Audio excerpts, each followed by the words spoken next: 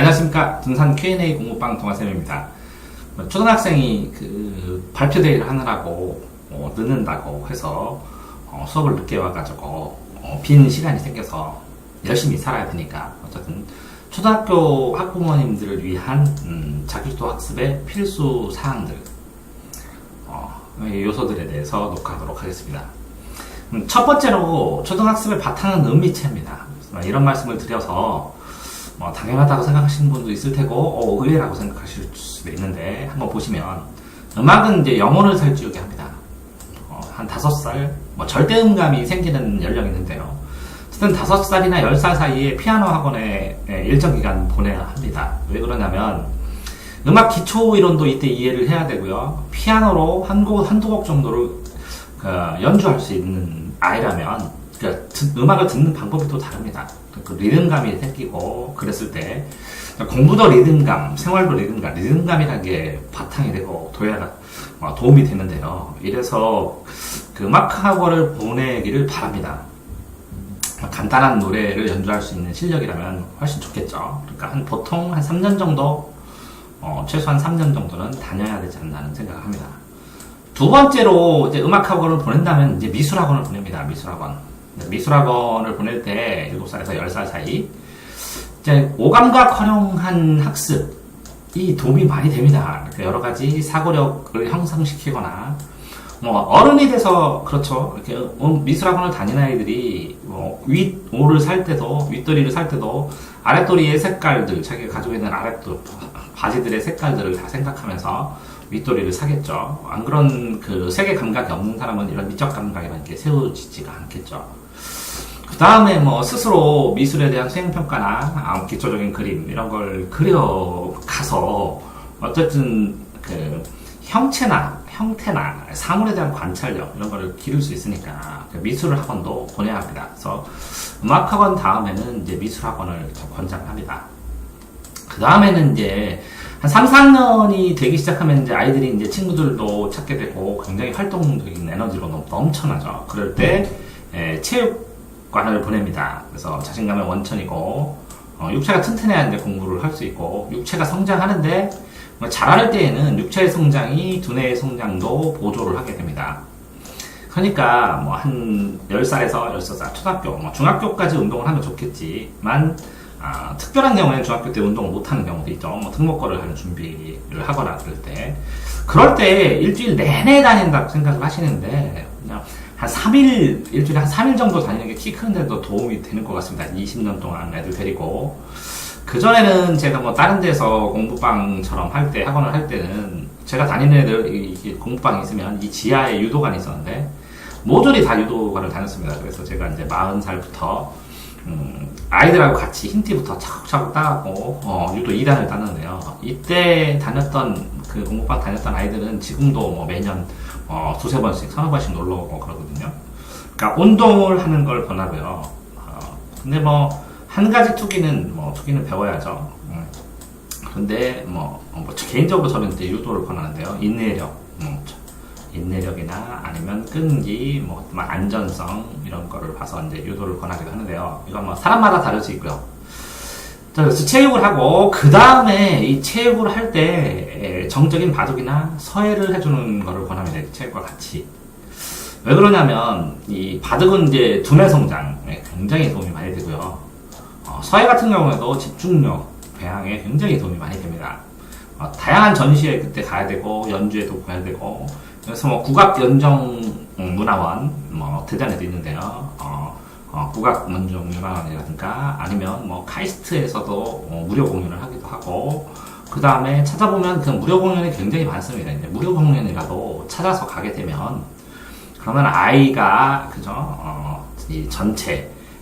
이 전시회나 이런 연주회를 통해서 어떤 감각을 키우고 그럽니다. 그래서 경험을 누적을 시키면서 또 저 같은 경우에는 꼭 그랬거든요. 그러니까 여행을 계획을 했어요. 초등학교 때 한번 홀로 하는 여행. 그러니까 지인들을 도움을 받거나 아니면 숙소만 정해지면 이걸 혼자서 이렇게 여행하는 연습을 해서 첫째 같은 경우에는 4살 때 10박 11일 5살 때 외국 여행 혼자서 갔고 6살에도 전국 여행 다녔거든요. 둘째도 이렇게 여행을 계획해서 초등학교 6학년 때 전국 여행을 혼자서 다녀보도록 하는 기회를 만들어줄 생각입니다. 어떻게 보면 이렇게 보니까 뭐 제가 아이를 성장시키고 기른 과정이 될 것 같은데요. 어쨌든 이 초5부터 고3까지 아이들을 가르쳐 보니까 지금 이렇게 초등학교 기간에 이렇게 음악부터 하고, 그 다음에 미술하고, 그 다음에 체육하고, 바둑하고, 이렇게 되는 기본적인 음미체에 대한 기본적인 것들을 가지고 학생의 인생에 대한 골격을 만드는 거는 참 중요하다고 생각을 합니다. 자, 두 번째로 책을 읽히셔야 되는데요. 책 읽기. 책을 읽힌다는 건 책을 빌려다 준다는 거죠. 그래서 제가 다른 데에서도 말한 것처럼 책을 빌려다 주는 것은 부모의 의무고 책을 읽거나 안 읽거는 학생의 권리니까 의무를 학생이 읽거나 안 읽거를 떠나서 최선을 다해서 빌려다 주시기 바랍니다. 근데 이제 책 읽기의 수준이 어디까지 돼야 되냐면요. 중독이 목표입니다. 중독. 그러니까 도망다니면서 그만 좀 읽어 그랬더니 도망다니면서 재밌다고 몰래 엄마가 잠들었는데 몰래 불 켜고 책을 읽어요. 이런 상황이 나오면 책 읽기에 중독된 겁니다. 책을 좋아하는 정도를 넘어서 책을 보지 않으면 답답해하고 몰래 읽는 수준까지 이게 중독이거든요. 그러면 학습의 절반 이상이 달성된 것입니다. 사람마다 많은 책을 읽었다 하는데 많이의 정도가 다릅니다. 보통 많이 읽었다 그러면 한 달에 15권 읽었어요. 그렇게 말씀하시는 일반인들도 계시는데, 보통 700권에서 1500권 정도를 읽어야 많이 읽는 것이고, 그러니까 하루에 2-3권을 읽어줘야 책을 많이 읽는 겁니다. 그러니까, 한 달에, 그러니까 1년에 700권이니까, 한 달에 나누면 10달로 잡으면 70권. 그러니까 한 달에 100권 정도를 빌려다 준다라고 생각을 하시면 될 것 같습니다. 한 달에 100권이면 일주일로 나누면 20권, 25권. 그 일주일에 25권의 책을 바꿔주셔야 됩니다. 자, 책 읽는 과정이 강제성의 여부에 따라 다른데, 어쨌든 가정마다 방법이 다릅니다. 하지만 적어도 부모의 역할 중에 매주 책을 도전해서 빌려다 주는 것, 25권이라고 하겠습니다. 25권의 책을 빌려다 주는 것은 지키는 게 좋다고 생각을 합니다. 자녀에게 억지로 읽게 하지 않더라도 꾸준히 빌려다는 정성을 보여주면 읽을 겁니다. 그 다음에 책을 빌려다 주실 때 이렇게 30%, 30% 해서 아이가 좋아하는 만화책, 그 다음에 약간 글자가 섞인 아이가 볼만한 책, 그 다음에 부모가 권하는 책, 이렇게 배열해서 25권을 갖다 준다면 아이가 그 중에서 60% 이상을 보게 될 거고, 그죠? 그러면 충분하게 아이가 독서의 흥미를 지속적으로 유지할 수 있을 겁니다. 자, 다음에는 이제 학습이죠. 학습을 시작하려면 이제 환경을 조성해야 되는데요. 이 환경 조성은 초등학생 스스로 하지 못합니다. 왜 그러냐면 본인이 결정해서 돈을 내는 것도 아니고, 그죠? 그러니까 조성하기가 힘듭니다. 어쨌든 텔레비전이나 학원 스케줄이나 이런 것들을 부모가 짜주고 부모에게 의존하게 되죠. 따라서 부모는 학습 외에 다른 것을 하기 힘든 상태를 만들어줘야 됩니다. 그러니까 텔레비전이 저희 집에 같은 경우는 텔레비전이 안 나오거든요. 텔레비전, TV를 거실에서 치우고 안방으로 보내간다거나, 아니면 공부할 수 있는 공부방을 정리해 준다거나, 아니면 책을 빌려다 준 걸 항상 읽을 수 있는 걸 만들거나, 아니면 학원과 학원 사이, 학원이 끝난 사이에 어떤 일을 하는지 규칙적인 템포나 습관을 만들어주거나 하는 학습의 설계를 하셔야 됩니다. 자, 스스로 학습할 때까지 기다려줘야 되는데요. 이렇게 해놓고 그런 동안 학습이 아니라 학습을 해야 하는 다양한 이유들을 계속해서 다양한 이유들을 여러 가지로 설명을 해주면 됩니다. 공부가 주는 단점이나 공부만 생각하는 것, 공부가 주는 단점, 공부만 생각하는 것은 어떻게 보면 위험할 수도 있는데, 공부보다 중요한 점들도 있다. 하지만 공부가 효율적이다 라고 하면서 비교하면서 최대한 다양하게 설명해주고, 그리고 다양한 직업이나 다양한 경험들, 그러니까 전시회, 박람회, 아니면 여행 이런 걸 통해서 경험들을 많이 해줘야 됩니다. 다음을 하지 못하게 되니까요. 학습을 진행하는 이유, 학습 과정상의 어려움도 미리 좀 얘기를 해줘야 됩니다. 이럴 때는 이게 어렵고, 이게 되게 어렵고. 그 다음에 다양한 극복한 사례들도 책에 나오는데, 이렇게 너무 유명한 위인들을 하면 나랑 안 어울립니다. 위인이 이렇게 공부했으니까 너도 이렇게 하라는 건 말이 안 되죠. 뭐 이런 설명이 불가능하다면 설명이 가능한 자료나 사람을 찾으셔야 되고, 뭐 대전이시라면 아니면 대전 아니신 분들이 방학 동안에 이제 동아쌤에게 아이들을 이렇게 맡겨가지고 대전에서 기숙하면서 하는 경우도 많은데요. 어쨌든 동아쌤에게 보내시면 방학 동안에 충분히 이 아이들이 알아들을 수 있도록 여러 가지 객관적인 자료들을 보여주고 설명하도록 하겠습니다. 부모가 먼저 이런 부모가 되는 공부가 필요한데요. 이게 실제적으로 이 부모가 되는 공부를 어떻게 할지 모르고 이 바탕이나 이런 것들이 제시되어 있지 않기 때문에 정보를 제공해 드리기 위해서 끊임없이 이제 부모 교육 파트 안에다가 채널 안에다가 재생 목록, 제 채널의 재생 목록을 보시면 부모 교육 코너가 있는데요. 이 재생 목록에 부모 교육 코너에 들어가서 강사 코너도 보시면 좋습니다. 강사 코너에서 필요한 걸 골라서 재생 목록에 부모 코너에다가 누적해서 부모 교육에 대해서 올려드리도록 하겠습니다. 학생의 마음이 방향성을 가지기 시작하면 이제 공부가 조금씩 시작되기도 하는데요. 이렇게 공부를 처음에 해서 얼마나 진도를 나갔느냐가 중요한 것이 아니라 얼마나 공부를 하는 이제 습관을 잡아가느냐가 중요하겠죠. 그러니까 습관. 얼마나 연습량이 늘어나느냐를 점검해 보시고, 이 연습량이 늘어나면 자연스럽게 점수는 따라오거든요. 그러니까 연습량을 스스로 늘리고 스스로 견뎌낼 수 있느냐라는 것을 생각해서 공부의 마음, 그 다음에 이 연습량을 견딜 마음의 성장을 칭찬해 주시기 바랍니다. 마음의 성장하거든요. 왜 그러냐면 중등 마인드를 가지지 않으면 중등 선행하기 쉽지 않고, 고등 마인드 가지지 않으면 고등 선행하기 쉽지 않습니다. 그래서 마음이 성장합니다. 아이가 어떻게 보면 더 놀아야 되는데 일찍 철들어서 미안할 만큼 애들이 마음을 잡습니다. 자, 그렇게 공부를 이렇게 마음을 가지고 하기 시작하면 이제 기초 세트를 권합니다. 기초 세트. 자, 국어는 한자를 쓰는데요. 그럼 한자가 이렇게 돼 있어요. 보통 한자 능력 시험 보면 이렇게 칸이 쭈루루 이렇게 나오고, 여기에 배울 학 써있고, 여기에 학문, 여기에 학교, 이런 단어들하고 설명이 있습니다. 그러면 보통 여기다가 학 이렇게 쓰게 하지 마시고, 지겹습니다. 여기다 학문, 여기다 학교, 또 학문, 학교, 이렇게 쓰면서 요 학문과 학교에 대한 내용이 여기 써있거든요. 그것들을 보도록 하면 이 한자를 외운 것보다, 외우면 좋고요, 독하면. 나중엔 자연스럽게 외워도 되는데, 이 학문과 학교에 대한 뜻, 여기 설명된 뜻을 보게 되면 자연스럽게 국어 용어, 기초가 늘어납니다. 한 글자 계속 쓰면 지루하니까 단어를 적게 합니다, 단어를. 한자 암기 못하더라도 계속해서 책을 바꿔줍니다. 다 쓰면 또 바꿔주고, 이렇게 바꿔주면서, 바꿔주면 용돈도 주시고, 이렇게 해주면, 계속 정확한 단어의 뜻을 알게 해서, 한자는 전체 학습 용어의 90% 이상을 차지하기 때문에 90% 이상의 상위 선행 학습을 해나가니까, 그러니까 엄밀하게 한 40%, 40% 정도 이상의 고학년 학습에 선행을 하는 효과가 발생을 합니다. 영어는 간단하게 문장을 줄로 털어서 문장을 꾸준하게 하루에 한 30문장, 40문장을 쓰게 하면 됩니다. 20문장을 써도 되고요. 점점 늘어나는 거죠.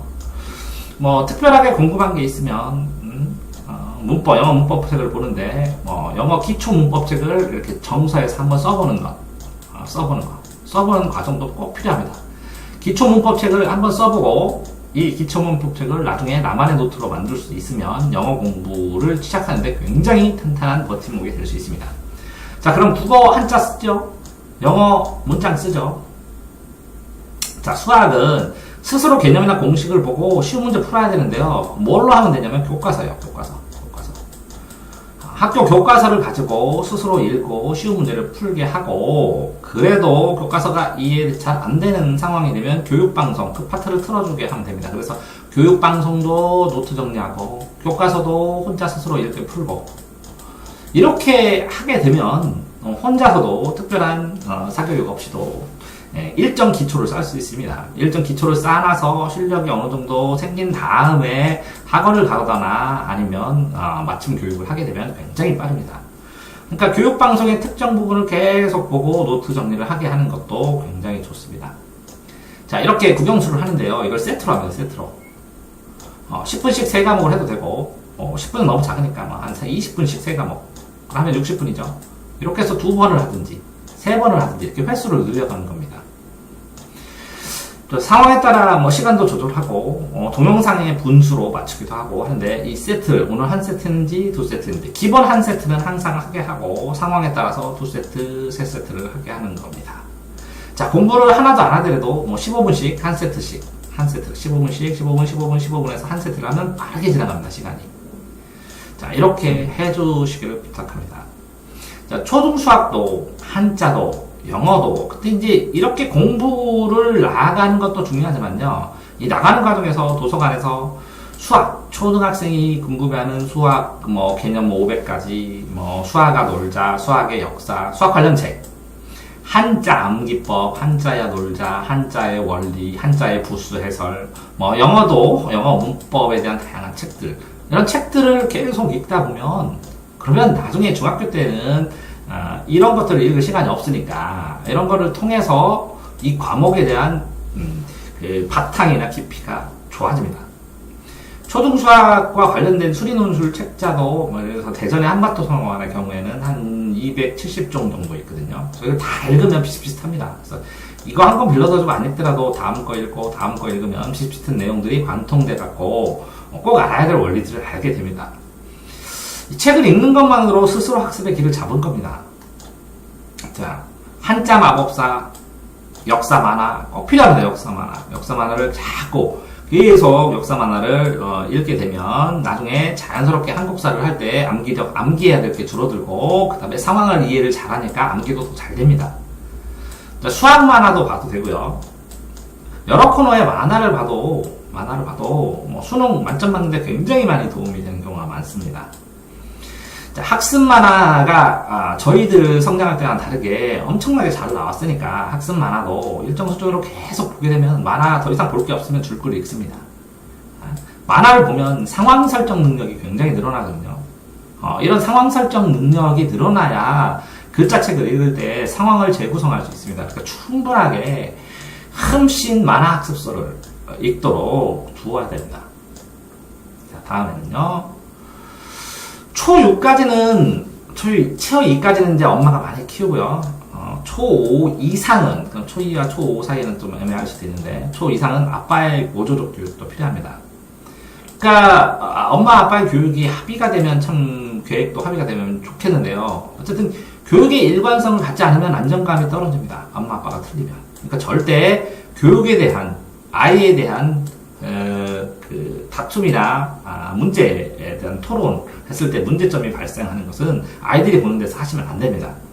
그러니까 어쨌든 서로의 역할을 나눠서 엄마 아빠 하게 하죠. 그렇지만 상대방에게 일정 부분 설명해주고 정리를 한 다음에 동의를 구하는 게, 그래야 나중에 특정 문제가 발생했을 때 외롭지 않고 힘들지 않고 서로 의논해가면서 같이 키우는 거잖아요. 자, 20년 동안 아이들 자기주도 학습 가르치고 보고 부모들 상담해보니까 부모의 생각만큼만 아이가 잘하더라고요. 그러니까 부모도 생각이 잘하셔야 된다는 겁니다. 그래서 제가 몇 번 말씀드렸는데, 부모 교육 필요하시면 한 4분 정도 오시면 항상 시간 잡아가지고 부모 교육 무료 특강 진행하도록 할 의향이 있는데요. 자, 내가 생각하는 아이의 구체적 모습, 내가 해야 할 일, 그리고 아이가 해야 할 일, 나누는데, 내가 생각하는 아이의 구체적인 모습하고 아이가 나중에 해야 할 일과 할 수 있는 일하고 또 다를 수도 있습니다. 그러니까 가장 잘 아세요, 자녀분을 여쭤보면. 가장 잘 아신데, 이만큼 부모님이 아이에 대해서 가장 잘 아는데, 얘가 얼마큼 올라갈지는 잘 모르세요. 비교를 안 해보고, 이건 아직 나타나 있지 않은 거니까. 그쵸? 그러니까 선생님도 모릅니다. 애가 오면 애가 얼마큼 발전을 했지. 애가 하는 걸 보아야 판단하니까. 그러니까 엄마는 아이의 과거를 알고, 선생님은 아이의 미래에 대해서 경험이 많으니까, 이 두 개, 미래와 과거가 서로 대화를 해서 현재 아이를 어떻게 교육해야 되는지를 자꾸 논의를 해야 되죠. 저도 이제 귀가 좀 그래서 부드러워져서 부모님들 말씀 많이 듣고 부모님의 의견 많이 반영해서 아이들을 키우려고 하는데 안 되는 건 안 되는 겁니다. 아이가 과거에 이랬는데 이렇게 만들어줄 때 이 상황에서 버틸 수 있는 아이들이 있고 버티지 못하는 아이도 있고 아이에 따라서 힘든 경우도 있고 그렇다고 아이가 가지고 있는 기본적인 근기, 기본적인 재능, 기본적인 마음 이런 걸 다치게 할 수는 없잖아요. 인생이 다 힘들어지는데 어쨌든 아이를 공부를 시키다 보면 그걸 생각하십시오. 아까 제가 연습이 중요하다고 했는데 연습량이 충족된 다음에 공부 방법이든 질이든 찾으시기 바랍니다. 이게 학습 연습량이 충족이 안 되고 질적인 변화를 일찍 시켜버리면 아이가 수준이 고정됩니다. 그러니까 그 질적인 상황에서 요거 외에 방법을 모르기 때문에 이 정도 고정된 수준을 넘어가려면 새롭게 양을 구성해야 되는데 얘가 이렇게 좋은 질을 먹어봤기 때문에 이걸 하질 않습니다. 그러니까 너무 일찍 선행을 한다고 그 양이 충족이 안 됐고 생활습관이나 공부의 자세가 만들어지지 않는 상황에서 너무 일찍 밀어붙이게 되면 나중에는 힘들고 지쳐서 포기하기도 합니다. 자, 독서이든 학습이든 시간이나 분량이 충족돼야 되고요. 그런 다음에 질적인 방법, 좋은 방법, 학습법 이런 게 필요합니다. 그러니까 학습법을 통해서 이 질을 찾는 게 아니라요. 분량을 늘리는 학습법을 먼저 시행하게 해야 됩니다. 그러니까 학습법을 하나도 몰라도 됩니다. 분량 늘리고 꾸준하게 하고 세트하고 스스로 자연스럽게 스스로 할 수 있는 최소한의 학습법. 학습법 많이 가르쳐봐야 소용없습니다. 학습법만 배웁니다. 스스로 연습할 수 있는 게 중요합니다. 양이 적은 상황에서 질적인 방법 배우면 적은 양의 구멍을 메우는 용도로만 사용하지 발전하지 않는다고요. 변환되지 않는다고요. 양이 넘쳐야 구조나 수준이 달라집니다. 그래서 스스로 세트제로 학습한 기억을 바탕으로 그죠? 학원 숙제도 너끈히 혼자서 해내고 예습과 복습도 너끈히 해내고 교육방송도 스스로 보고 이렇게 하게 되면 아이가 주도적으로 자기 결정해서 자기 계획으로 공부할 수 있는 능력을 가지게 됩니다. 자, 이렇게 공부만 하게 되는 것보다 초등 때 아니면 쉽지 않거든요. 초등 때 아니면 여행이나 여행을 하거나 사람을 만나는 종합적인 여행. 그래서 어린 시절 전문가하고 만남을 주선하고 사람책을 대출하고 사람책도 있는데 경험이 누적되면 이제 혼자만의 여행 이렇게 만남을 주선할 때 뒤로 따라가면서 버스비도 내게 하고 식사도 하게 하고 표도 끊게 하고 사람을 만날 때 그 상황도 전화해서 잡게 하고 이렇게 자꾸 해봐야 그러니까 아이가 스스로 계속 결정을 하는 걸 해봐야 그래서 문제만 있을 때만 도와주고 고쳐주고 해봐야 혼자 여행할 수 있는 바탕이 생깁니다. 여행 가는 아이보다 여행 보는 부모가 이제 더 긴장을 하고 막 그러거든요. 그러니까 여행을 혼자 할 수 있는 부모와 떨어져서 독립적인 존재로 스스로 설 수 있는 그런 경험. 여행을 가는데 여행의 과정, 사용, 특별한 거 빼놓고 경비, 사용, 운영, 예약 이런 것을 아이한테 다 두세 번 경험시킨 다음에 그 다음에 혼자 떠나가게 하는 거죠. 식당에서 주문할 때도 아이가 다 해야 되고요. 차를 내면 차비도 아이가 내야 되고요. 부모는 따라다니기만 하는 겁니다. 부모는 충분히 다 할 수 있으니까 최소한 작은 거라도 아이가 자꾸 결정을 하게 하고 문제점이 있으면 작은 것이라도 결정하게 하면 이 결정하는 거에 의해서 스스로 결정하고 스스로 하는 경험들이 누적됩니다. 그래서 나중에 다 한 다음에는 더 나은 방법은 이렇게 하면 더 낫지 않았을까? 너는 왜 이렇게 했니? 이렇게 물어보면 아이도 다 이유가 있습니다. 그 이유를 개선할 때 정보가 부족했을 때 플러스 알파로 해주면 되는 겁니다.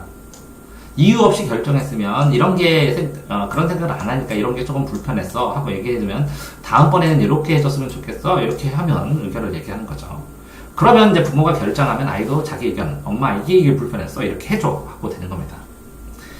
자, 이렇게 가르치면서 참 정말 해야 될 게 많죠. 그 연령별로 해야 될 것들이나 혼차적인 과정을 중심으로 적었는데요. 우선순위도 적어보시기 바랍니다. 아이의 능력에 따라 다 할 수 없으니까. 외에 가는 수많은 교육 방법이 있고요. 선택 중에 우선순위를 정하고 한두 개씩이라도, 한 개, 두 개, 세 개씩이라도 고쳐나가시기 바랍니다. 그래야 부모도 성취되고, 부모도 부모 교육을 된 거잖아요. 작은 하나라도 성공하고 성취하는 게 아이뿐만 아니라 부모도 그래야 되거든요. 작은 하나의 정보라도 성취하고 이용하고, 그래서 아이가 스스로 알게 하고 스스로 잘하고 자신감 있고 당당하게, 그래서 도전할 수 있는 아이로, 혼자 여행 갈 수 있는 아이로, 그래서 혼자 공부할 수 있는 아이로. 시험의 결과도 중요하지만요, 시험을 주면 과정 속에서 굉장히 칭찬을 하고 욕심을 낮추세요. 예를 들어서 아이가 90점 맞는 애면 85점만 맞으면 너 항상 훌륭하다, 이렇게 항상 훌륭하다, 또 발전했니? 1점? 훌륭하다 훌륭하다, 어머어머어머, 이렇게. 그러니까 목표를 90점 아이인데 95점으로 둬요. 그러니까 70점 아이인데 85점을 둬요. 그럼 맨날 부족한 아이가 되잖아요. 참, 부모가 좀 욕심을 내려놓으세요. 공부가 인생이 다 아니라는 거 부모님도 아시잖아요. 그러면 목표를 좀 내려놓고 하면 맨날 칭찬하는 아이 이뻐 죽겠어요. 내가 바라는 것보다 훨씬 더 잘해요. 이렇게 칭찬하는 아이가 되잖아요. 그러니까 칭찬받는 아이, 맨날 혼나는 아이, 부모가 만듭니다. 반대로, 부모가 아이에게 얘기를 했는데, 그죠? 야, 공부해. 근데 했어요. 그럼 부모는 설득쟁이가 되고, 설득가가 되고, 얘가 공부를 하나도 안 하면 잔소리쟁이가 됩니다. 부모가 설득가냐, 잔소리쟁이냐는 아이가 만듭니다. 그러니까 본인의 정체성, 그죠? 이 본인의 정체성, 아이의 정체성을 누가 만들어요? 부모가. 부모의 정체성 또 누가 만들어요? 아이가. 이렇게 상호 구조가 되는 것인데, 자, 아이에게 설득할 수 있는 부모가 되려면 칭찬을 해주고, 이 칭찬 이렇게 하면 더 잘할 수 있겠다라고 해주시는 게 맞을 거라고 생각합니다. 누구든 혼나면 싫어하잖아요. 제가 부모님들에게 부탁드리고 싶은 거, 조금만 욕심을 놔주세요. 편안하게. 욕심을 놔서 아이들한테 칭찬을 하고 바라는 게 없다고 하는데 가끔 욕심이 보이는 건 어쩔 수 없겠죠. 그렇지만 일관된 기준 안에 딱 놓는다고 식물이 거기까지 크거나 아이가 거기까지 자라는 건 아니거든요. 좋은 부모가 될 수 있도록 필요하신 게 있으면 그 밑에 동영상 밑에다 댓글을 다시면 제가 다 읽거든요. 그러면 필요한 영상 연구하고 정리해서 녹화해서 보내드리도록 하겠습니다.